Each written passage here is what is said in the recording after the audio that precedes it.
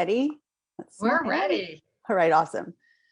Okay, welcome everybody to our Mental Health and Awareness Week. My name is Alicia McPeak. This is your first time to my channel. Please go hit that subscribe button and make sure to hit that notification bell so you won't miss any of these future videos.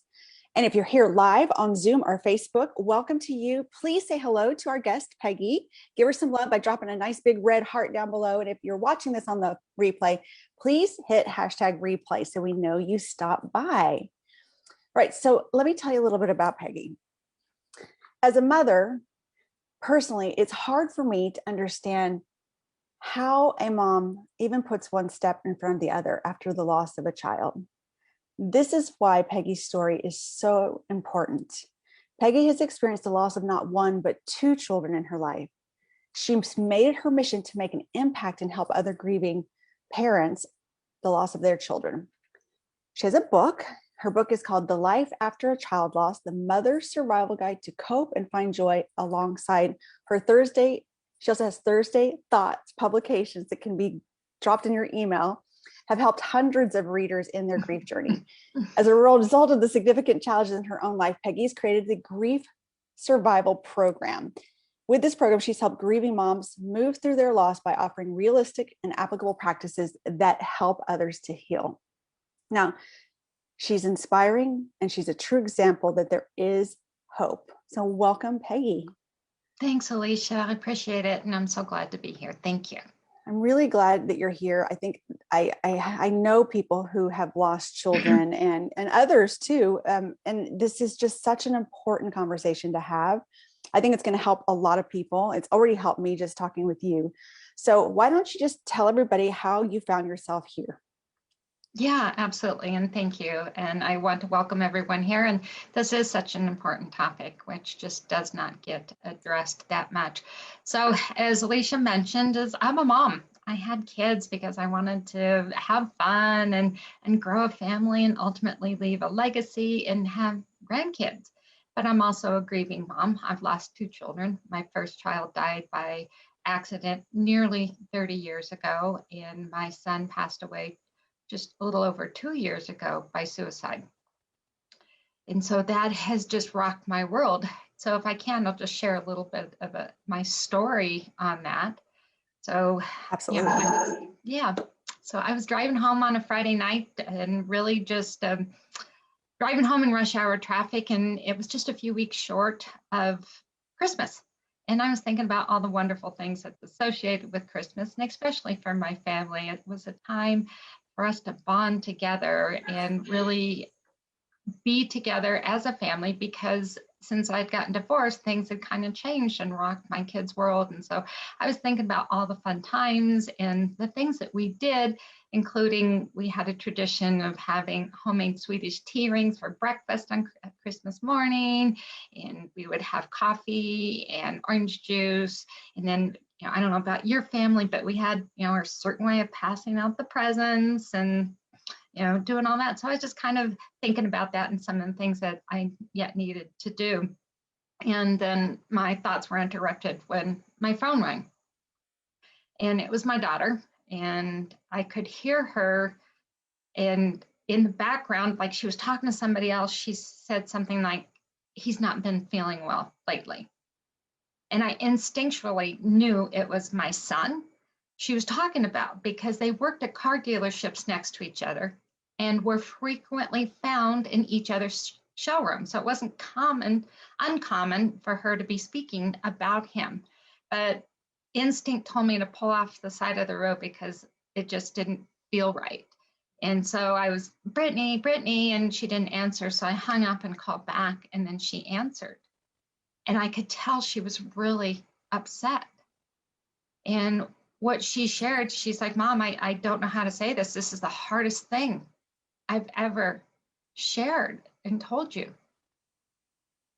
She said, "Connor is dead. He killed himself."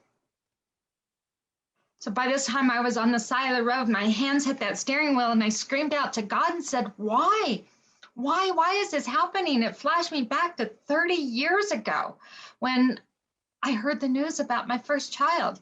And I questioned, how could I make it through this? Why was this happening? I turned my car around and I knew one thing is that I needed to be with my family. I needed to be with my daughter. I had to get back to where my son took his last breath. I didn't understand it, but I just knew my heart was racing and it was horrible. How could I survive the loss of a second child? I didn't understand that. Oh my goodness. That's the first time I've heard you actually tell your story. I've known what's happened. So I just can't imagine. So let's talk a little bit about the experience around that. And both times you're not with your children. Obviously, when this happens, you get this news. First, you go through all these thoughts, like you said, what's going to happen? How do I survive this? Why? And that had to be a why, had to be in both situations for sure. But I don't even know what you do next. How do you even start to pick up the pieces? Well, I will really more so focus on right now the recent loss, because that's what's brought me to this point of writing the book that you mentioned. So here's my beautiful book, Life After Child Loss. And the Mother's Survival Guide to Cope and Find Joy. And in between the 30 years of my loss of my first daughter and my son, I experienced other losses as well. Death, relationships. And during those times, I amassed tools that helped me to make it through each one as I progressed. And so in those 30 years, that's what the book is about, is that all those tools and resources which I brought together to be able to do this.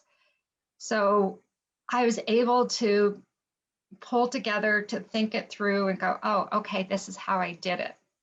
And this was really brought to light by me because social media has played such a big role and been so important in helping me to process my grief, because I started just posting on Facebook.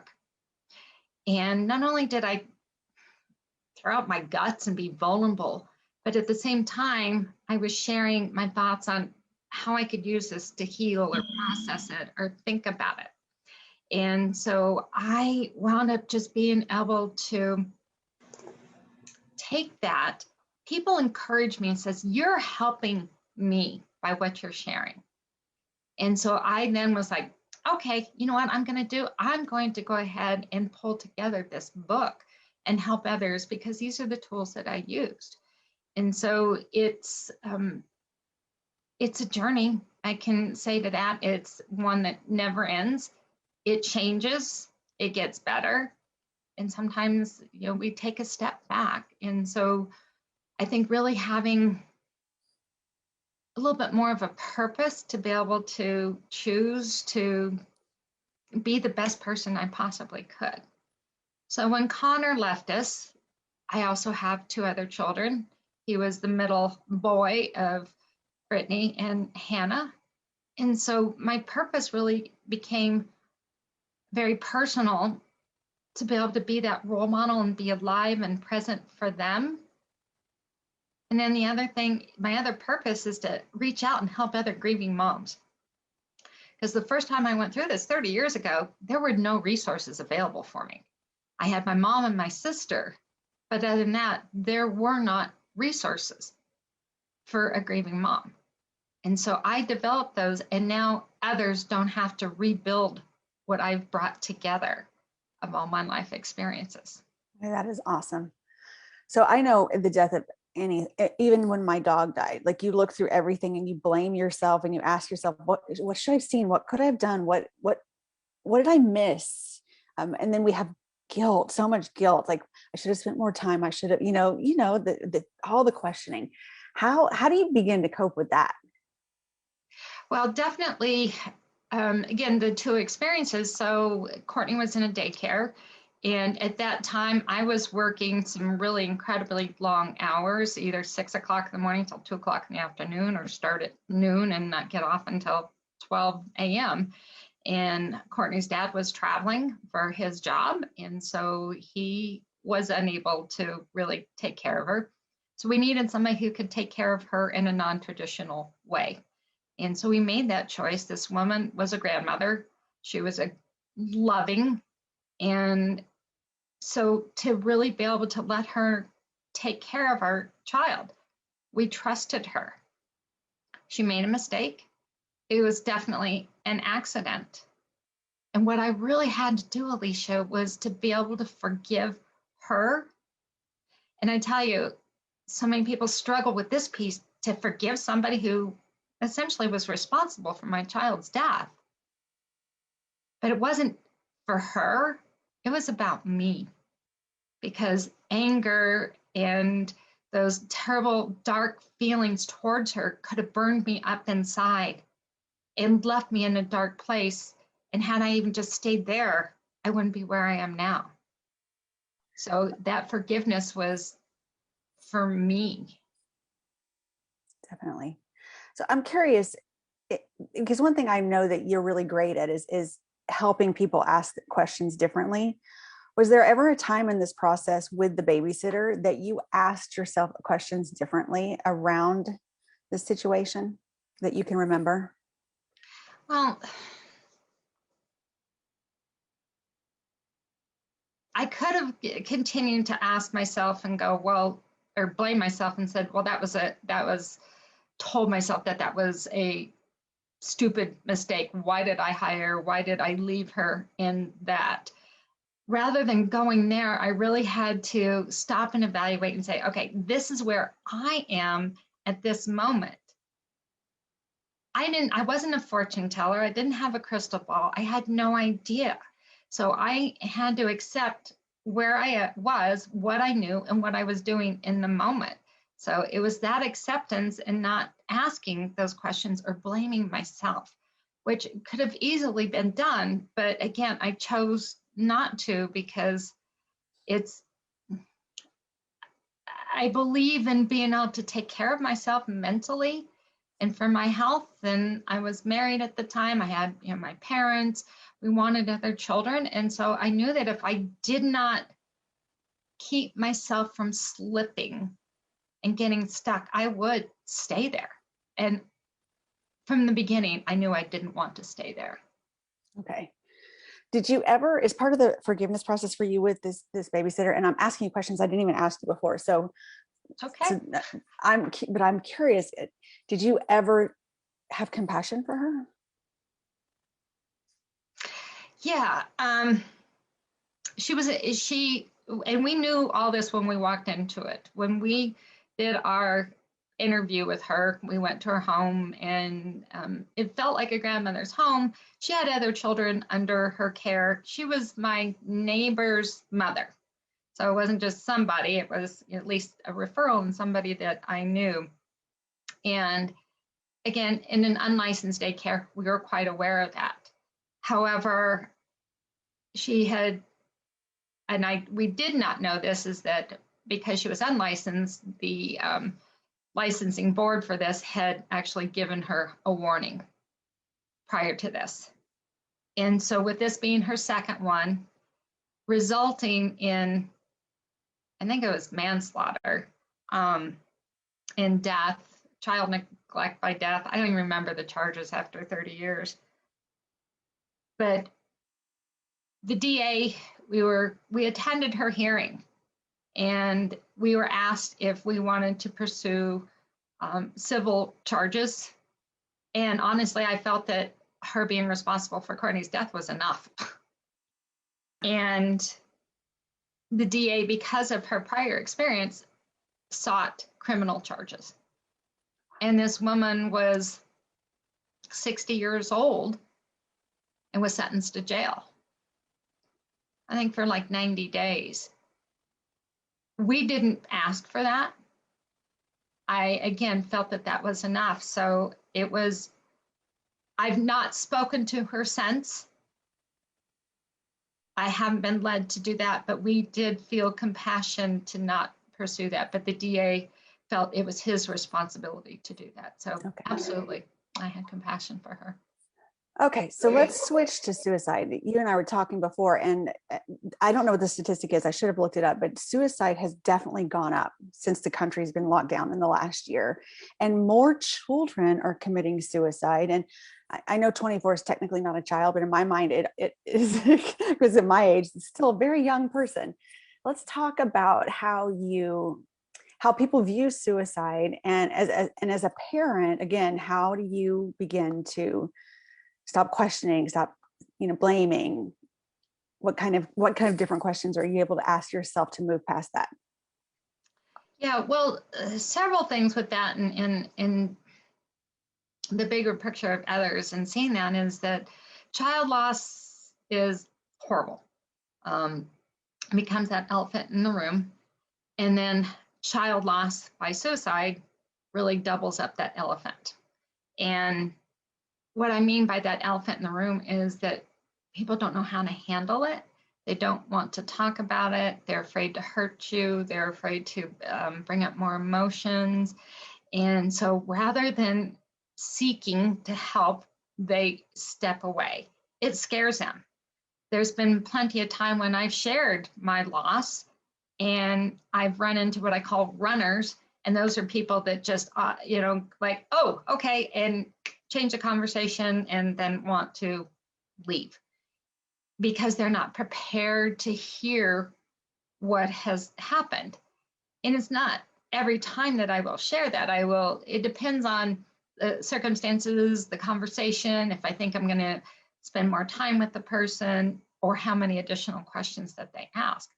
But that elephant in the room is something that really, as a mother, I want to hear my child's name. I want to speak about my child, about my children and what's happened, because it's amazing when you open that door even just a little bit, how many others come out of the woodwork and say, yes, I've experienced it, and I've been afraid to share. I, lost a child in a miscarriage. My child died from cancer. My child was in an accident. My child took their own life.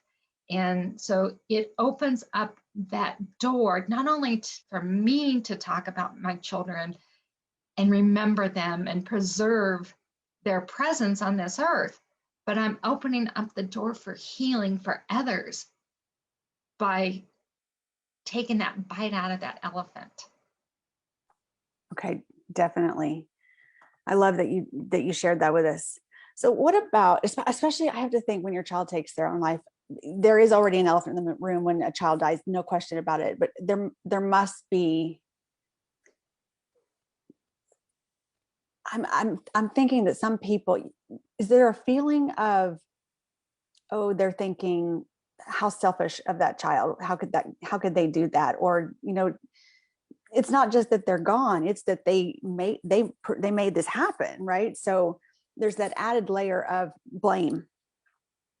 Yeah, absolutely. Well, death by suicide is definitely complicated. It is complex because of that choice that somebody makes. And when that happens, so many times we get tossed into that canyon of why. Why did they do this? Why couldn't they hold on? What did I do? What could I have done? Why didn't I see this? And so when we get propelled into that canyon of why, I just really suggest that anybody stop, because you're not going to find the answers. I can give you a general overview of what that is, and that comes from different sources. From this is having learned about the afterlife through medium readings, and also those who have survived suicide attempts. And what they have expressed is that the pain that they're experiencing, and that can be physical or mental or emotional, is so much greater that they want to end the pain, not necessarily end the life, but in order to end the pain, that they have to end the life. And having this conversation with others is that my son must have been in pain. However, he did not share a lot of that, so he had kept it to himself. I think some of it was circumstantial to what was going on the prior 2 weeks. But that pain yeah, I wish he would have expressed that he needed help. But when somebody's in pain, sometimes they don't know how to reach out for help. And really what happened is that it was like, okay, this is it. I need to stop the pain. It's not selfish. And if I were to want him to continue to hang around in that pain, I think it'd be more selfish on my part. You know, sometimes this analogy, I mean, I literally joked with my mother because she had so many ailments, is that she was kept alive, but if she had been a horse, we would have let her go a long time ago. And that we're so much more humane to animals than we are to humans. And getting through that complexity of death by suicide, they even a note leaves more unanswered questions. And for me, knowing that whatever demons that were sitting on his shoulder, they're now gone. And he is relieved. Just like those others, you know, when somebody has a physical pain, we can see it. And we're like, yeah, they were in pain. God, they're no longer suffering. But when it comes to that mental suffering, there's this stigma around it. And to let them go without blaming them is hard. But there's both suffering, physical and mental. Yeah. And you also talked about how you were able to move on by seeing this as Connor's decision. Yeah. Yeah. You know, it was by choice because nobody held anything to him. He made that choice. And although it's difficult, I mean, in my faith, I believe in God. You may have your other spirituality, but my faith in God is a couple conversations as a chaplain shared with me that the demons that were sitting on his shoulder are no longer there. And then the pastor at his funeral service was like, you know what? God was screaming at him not to do it, but he made that choice. Do I like his choice? No. Do I wish it were different? Yes. Is there anything I can do about it? No. And so as a result of me not being able to control that outcome, I've had to let go of that outcome and not let his decision change my future in such a way as that I don't still live a fulfilling life. I mean, it's changed it because I miss him, I love him, I grieve him, but I have not stopped living on his account. To the contrary, I am probably living more of a fulfilling life now because of him. I wrote the book. I became a grief coach, and I'm sharing my message in this manner and helping other women. So yeah, it's in his honor and his memory that I'm doing this. So I've taken my mess, his mess, into a message and found purpose. And when you ask about how do you go on, well, that's part of it. I found I had purpose with my girls and purpose in my service to others. Yeah. And when you said that, it made me think, you know what, all of our adult children make decisions that we don't always like, and certainly can't control them. So, yeah. You know what you did mention, and I just want to touch on this briefly because I do want to be respectful of our time, but there are much younger children also committing suicide. Can we just touch on that for a second? And I know we talked about you can't really tell, there is no signs, every situation is different, but is there anything we can do in the family that may be beneficial or help, especially with these younger, often much younger children? Yeah, absolutely. So first of all, I'm going to make a correction in some verbiage for you. Okay, thank you. You said committed suicide.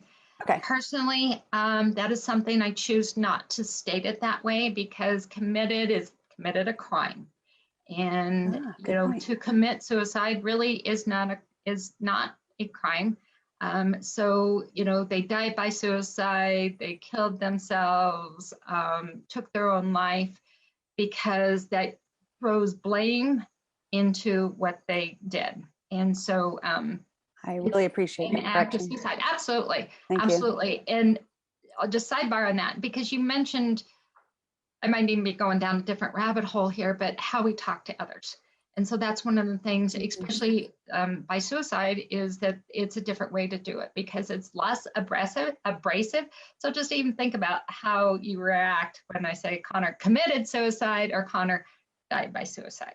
Definitely. Completely different. Yeah. And I do appreciate that distinction, because those little things do matter. So thank you. Oh, absolutely. Yeah. So the world of technology, I mean, it has its wonders, but then it also has its damage. And today, with the combination of the technology and cyberbullying, and that there are no emotions felt when somebody sends a text to somebody and says, "You're ugly." There's no, you can't see me saying that to you, and I can't see your response and your hurt and your pain and shame even to feel that. So those who are receiving it are then lost in this loneliness and to be bullied. And they also see these other ideals of, the fashion models and the healthy people, and that they want to be like them. So they have these standards which they're trying to live up to, and they fall short. And it's no wonder, because we know that the models take lots of hair and makeup and people helping them, and with the nutrition, but to be bullied by it because of somebody else's favoritisms, and to draw somebody into taking their own life. And I was just on a suicide loss survivor meeting last night, and one of the men shared that his 11-year-old daughter took her life. And at 11, we just can't, my son was 24 and he had world life problems. At 11, it was that bullying and the standards which she was trying to live up to, and somebody, the media that's available, and possibly even for somebody to say, "Go ahead, you don't deserve to live, just end your life."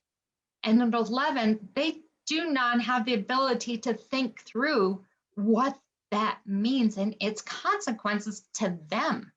They don't. And so in being able to speak about that and being in touch with your child, I think, and surfing, at 11, they need to be parented, and following what's going on in their social media world, and being in touch, and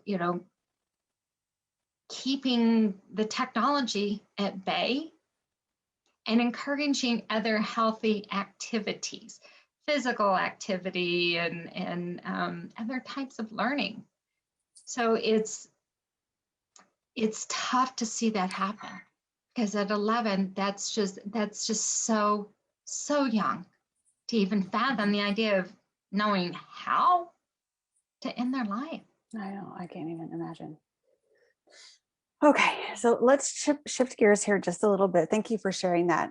Yeah. I agree. I think I don't know all the answers for sure, but I do know that we definitely need to stay connected, involved, communicating, and help our children see the beauty of who they are. But that's not easy without technology. So it's become a much more difficult thing nowadays when everybody's carrying a phone around. Yeah. So you talked about the elephant in the room. There's a couple of things that I didn't think of when you and I discussed this, because I have a really good friend who has had a loss recently, and she did tell me some things that were important to her. Some of the things you said, which were things like, I want to hear her name. I want to talk about her. I don't want her to be forgotten. But something you shared with me is that all parents actually grieve differently. So many parents do want that, which is hugely helpful to me, because I want to know how to support somebody if they've lost anyone, but especially in the situation with a child, because it does become, you don't know what to say, and it does become awkward. And I do want to help and support and comfort. So it's good to know that. But there are actual parents who have a great difficulty and react differently. And you were sharing with me some of how that looks and some different things you could say for that person to find out where they are. Yeah, yeah, absolutely, Alicia. And the thing is everybody grieves differently. A mother, a father, a sibling, a parent, a grandparent. We all grieve differently. I mean, first of all, we don't expect us as a parent to outlive our child. That's not the natural order of things. So that's totally blown our worldview up. And to help a grieving parent, I was married when I lost Courtney, and her dad and I grieved very differently. And I was single when I lost Connor. And to have the support, to find a tribe of people who will be there when you need them is really important. You may have a few close people, 2 or 3 people who are close and who can support you. However, those 2 or 3 people may not be who's been close to you before this happened, because they have difficulty dealing with your loss and cannot support you. And the thing is that it's difficult for us to have that expectation to have everybody understand and support us. And even though this may be difficult as a grieving parent, is you may even need to ask that person who you've relied on before and come out and actually ask, this is going to be tough. Do you think you can support me? Are you strong enough? Can we do it together? And if they have to admit, just say, I don't think I can do this. Then you say, that's okay, and give them permission. And you may seek others to help you that possibly have had that same experience. And that's where, it works in working together with like a coach that can help you, who can relate to what you're going through. So that's one way, is to help to find that support, is to get somebody to give you that help. Okay, I love that. And I love your coaching program, which I want to shift to here in just a second. Mm-hmm. However, there are some parents who actually don't want to talk about it. True? Yeah. Just to share my story here is when Courtney passed away, she became the elephant in the room in our family. And like I said, I was married. And when we went over to Grandma's house, she had a little tree decoration that had all the names of the grandkids on it. And at this time, I had Brittany, Connor, and Hannah, and she would remove Courtney's apple. And I found out that, my kids didn't know, but my nieces and nephews knew about it. And so I was determined to bring her back into our life and let my kids know about it. Her dad didn't want to speak of her, and I did. And I suffered because I was in tune to what he wanted versus me.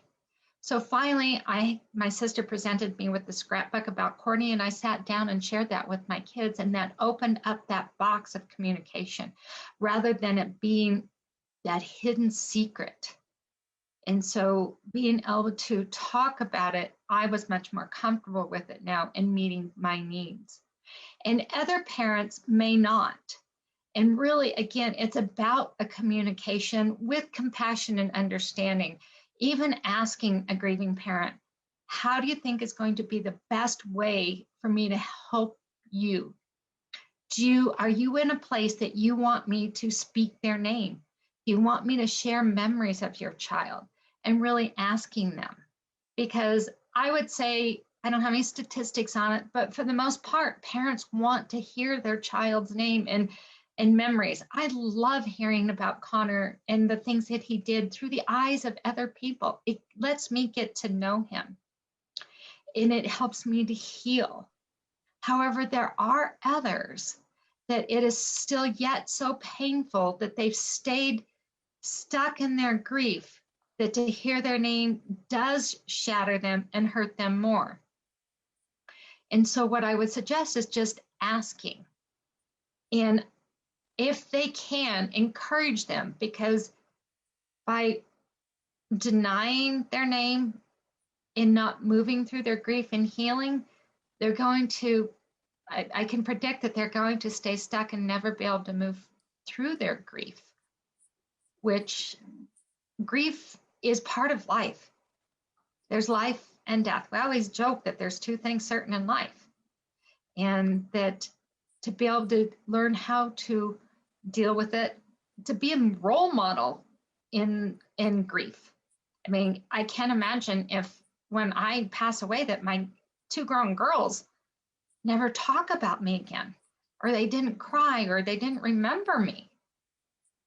I think it's important to do that. And so grieving is healthy. So let's transition to your coaching program then, so we can go ahead and tie this up. I kept you longer than I do most people because I feel like there's so many intricacies to this conversation. I think I'm a huge advocate of coaching and helping you gain skills to move through all kinds of things in life. I'm a former personal trainer. I'm a holistic nutrition coach. I hire coaches to help me. So it never occurred to me that there would be something such as grief coaching. But now that I know about it, it makes perfect sense to me because it's new to us. We don't know how to navigate it. And I also imagine you made a choice with Courtney from the very beginning that you weren't going to get stuck. Like that was a conscious decision. You weren't going to let yourself go down the black hole.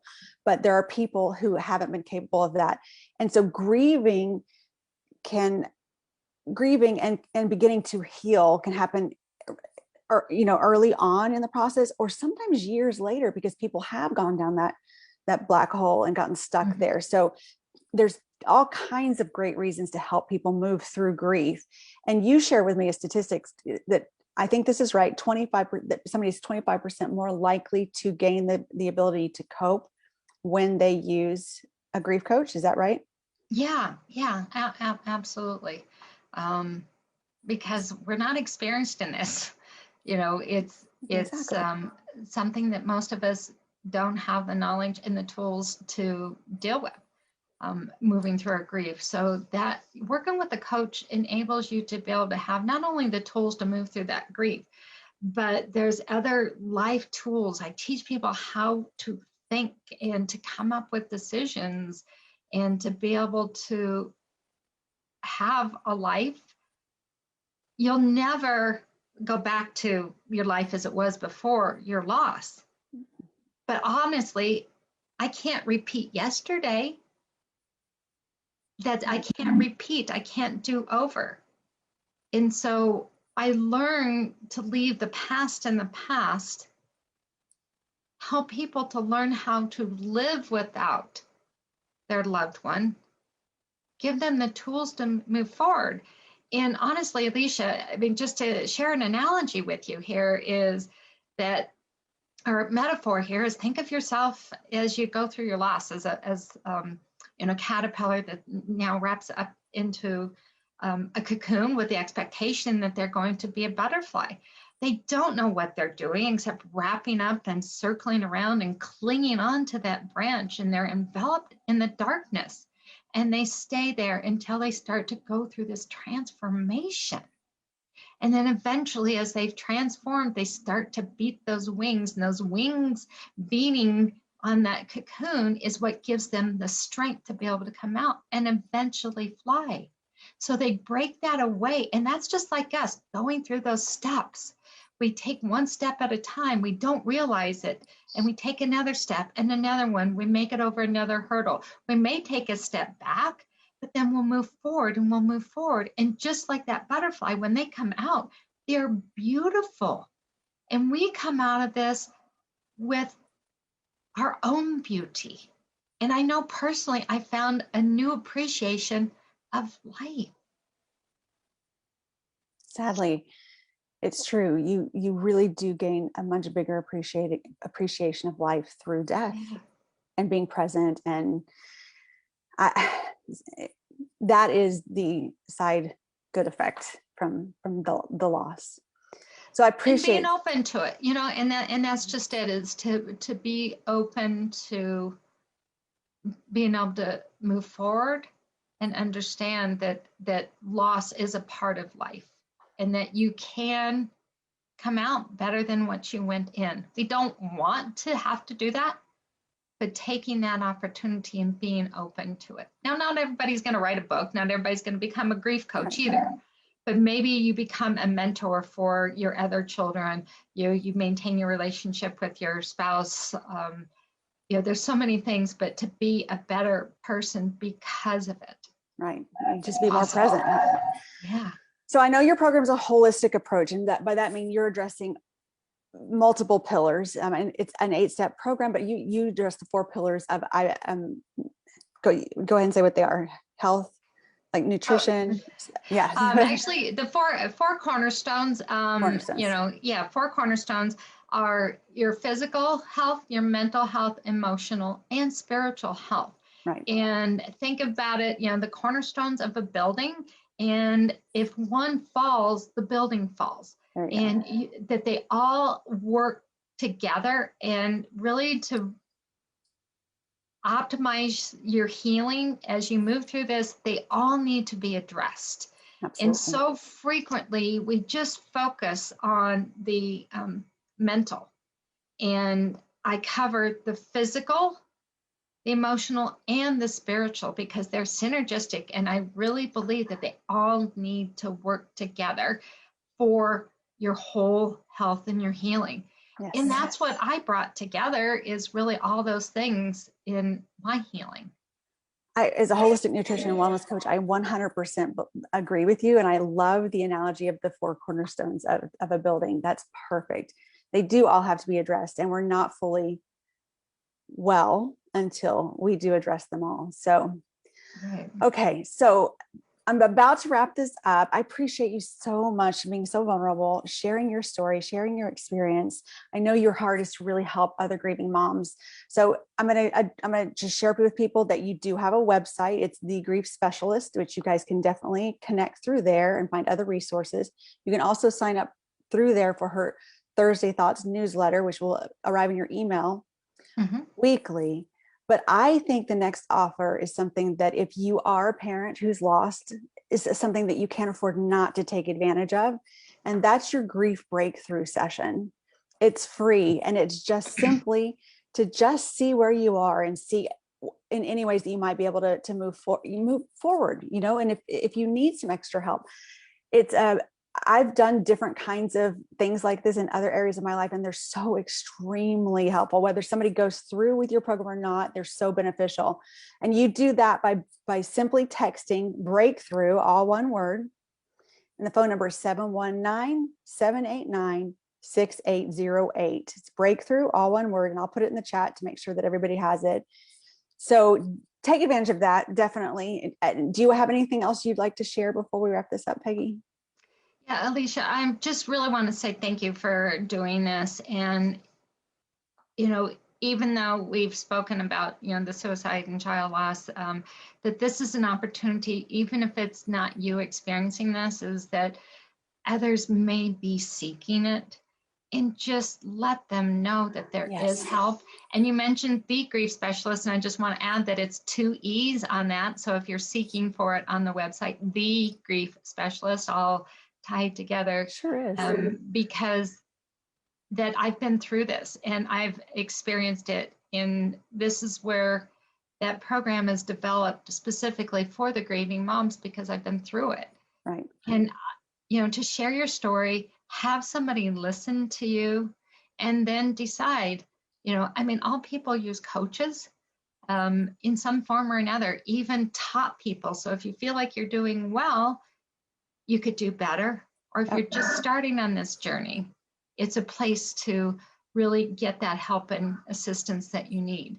So consider in the fact that I've been through it, I'm knowledgeable about it. The resources that I share and teach are ones that I built, and those are 100% responsible for me coming to this point. Mm-hmm. Yeah, but you're actually the best people do use coaches, and that's why they're the best. So, All right, so let me wrap this up. Tomorrow, we have 3 more days of this. Tomorrow, we have Kimberly McRae of McRae Naturals speaking. She did lose her brother, not by committing suicide, but dying of suicide. And she has wellness jewelry, and she's going to share more about her passion for helping people with anxiety, depression, bipolar, all the things that often lead up to somebody committing suicide. Oh, I did it again. Dying of suicide. That's 50 years of ingrainment right there. I'm gonna have to work on that one. And then I'm speaking on Friday as a wellness coach about nutrition and how our nutrition affects depression, anxiety, and even substance abuse. So depression, sugar, alcohol abuse. And then I'm having a replay of a gal who did a great job before discussing her postpartum depression that you guys will love. So thank you guys for tuning in. But the most important thing here is that you don't keep this to yourself, that you share this with people. Definitely comment, share.